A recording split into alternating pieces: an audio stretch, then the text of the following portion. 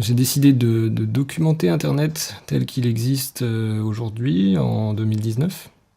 Parce que je me suis rendu compte qu'il était assez difficile de trouver des documents sur les différentes interfaces d'Internet, différents sites à différentes époques. Par exemple, des gens qui se seraient filmés en train d'utiliser YouTube il y a 10 ans. C'est pas si facile que ça à trouver. Donc là, je le fais aujourd'hui avec Twitter. Voilà, je suis sur Twitter. Je vais scroller un petit peu sur la page. Alors là, par exemple, il y a une vidéo. Je mets le son. Non, je mets pas le son, il y a des gens qui parlent. Je reviens en arrière sur la vidéo. Je peux aller d'avant en arrière avec cette barre. Et alors, qu'est-ce qui se passe si je vais avant le début de la timeline? Est-ce que ça me montre ce qu'il y a avant la vidéo? Eh bien, si je fais ça, là, je continue à cliquer. Non, ça sélectionne le texte. Ça sélectionne même tout le texte, et même si je vais un peu plus loin, ça sélectionne aussi le menu. Mais attention à ne pas aller trop loin, parce que là, je peux sélectionner le menu, mais si je vais trop loin, ça désélectionne le menu. Donc voilà, il y a des petits détails à savoir. Là, tout le texte est sélectionné. Je vais revenir vers le haut pour voir jusqu'à quel point le texte est toujours sélectionné. Je remonte un peu dans la page. Là, il est toujours sélectionné. Là, il est plus sélectionné. Et maintenant qu'il a été désélectionné, je peux redescendre et je m'aperçois qu'il a été entièrement désélectionné. Même les parties qui étaient sélectionnées ici, sauf le mot accueil. Voilà, donc c'est un petit détail à savoir. Il y a des images, je peux faire pareil avec les images. Une chose que j'aime beaucoup faire avec Internet, c'est aller sur une page, continuer à visiter la page, mais de temps en temps mettre ce qui me plaît sur le côté. C'est-à-dire je mets cette photo ici, et je continue à visionner la page. Alors cette page-là, je sais pas trop ce que c'est, elle est pas très grande, mais admettons que ce soit Twitter, je pourrais continuer à scroller. Et j'ai ces pages-là qui sont mises de côté, et je peux enregistrer les images, j'aime beaucoup archiver tout ce que je vois. Vous voyez, j'ai cet onglet-là, Save In, et je me suis fait des compartiments spécifiques, des dossiers en fait sur mon PC qui correspondent aux pubs, par exemple, je mets toutes les pubs de côté. J'ai pas d'adblocker, donc j'ai ça, mais j'ai désactivé l'option adblock de telle sorte que je vois toutes les pubs et je les mets de côté, j'en ai des milliers. J'ai aussi un compartiment pour les images d'horloge, enfin bref. Je vais essayer de faire pareil avec cette image, je la sélectionne, je clique dessus, et je la mets sur un autre onglet. Et en fait, le résultat de ça, c'est que ça sélectionne du texte. Ça a sélectionné mon nom, là. Donc, je refais une deuxième fois, et cette fois, ça marche. On peut la mettre là. Sauf qu'en fait, ça cherche mon nom sur Internet. Voilà, là, c'est moi.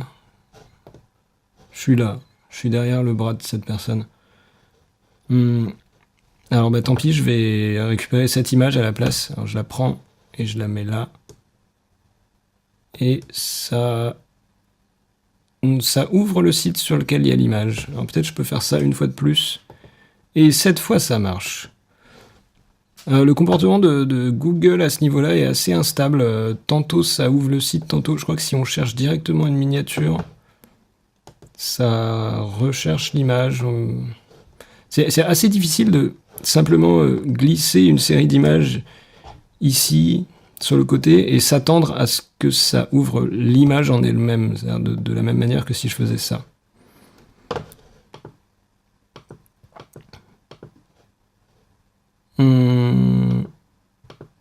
Alors pour faire la même chose avec cette image-là, je crois qu'il faut vraiment désélectionner une fois de plus, et la mettre là, et cette fois ça marche. Je vais donc l'enregistrer, je vais l'enregistrer dans Desktop sur le bureau. Alors, paradoxalement, depuis quelques temps, quand j'enregistre sur le bureau, ça n'enregistre pas sur le bureau, ça crée un dossier bureau dans le dossier de téléchargement, qui est là, et ça enregistre l'image ici. Ça, c'est assez récent comme problème.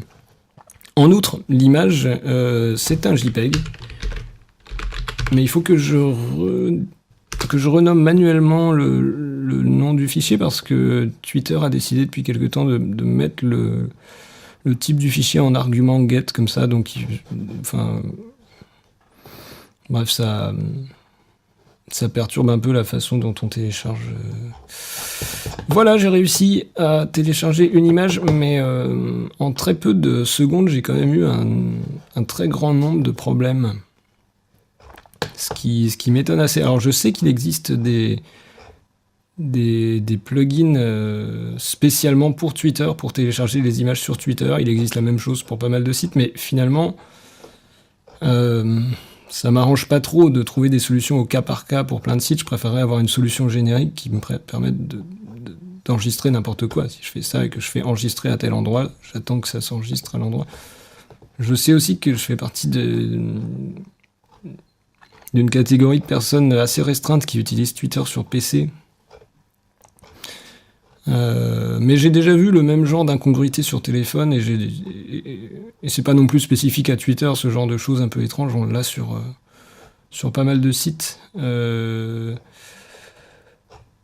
Par exemple, il y a aussi un problème qui a un peu changé quand on va sur Facebook et qu'on ouvre une image sur Facebook. Je vais trouver une image qui n'est pas une pub. Cette image-là.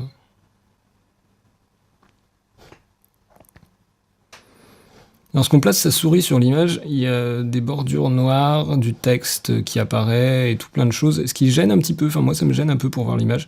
Donc il faut systématiquement que je sorte ma souris pour voir l'image, puis que je la remette pour passer à l'image suivante, puis que je la ressorte. Ça fait un petit mouvement d'aller-retour comme ça qui... Tout ça sont des problèmes pas importants du tout, hein.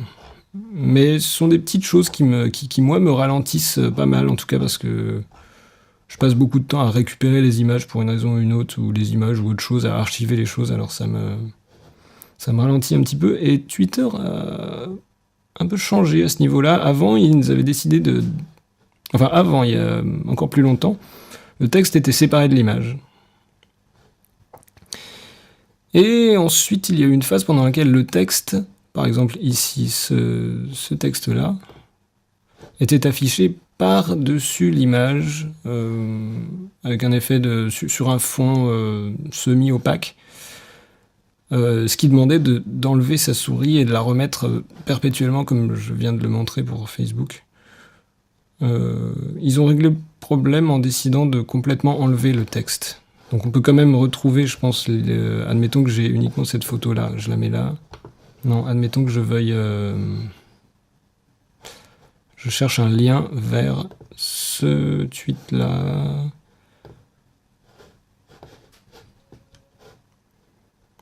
Non, je cherche à faire une chose là, mais je suis un peu perdu. Bref, peu importe. Le problème se pose d'autant plus quand il y a plusieurs images.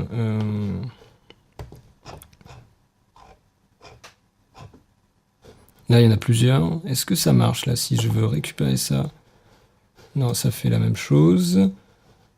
Là, je peux, à certains moments, alors je n'ai pas compris exactement dans quel cas, parfois, lorsqu'on veut drag and dropper une image, ça la déplace latéralement et ça fait passer à l'image suivante. Mais peut-être c'est quelque chose qui a été désactivé, je ne sais pas.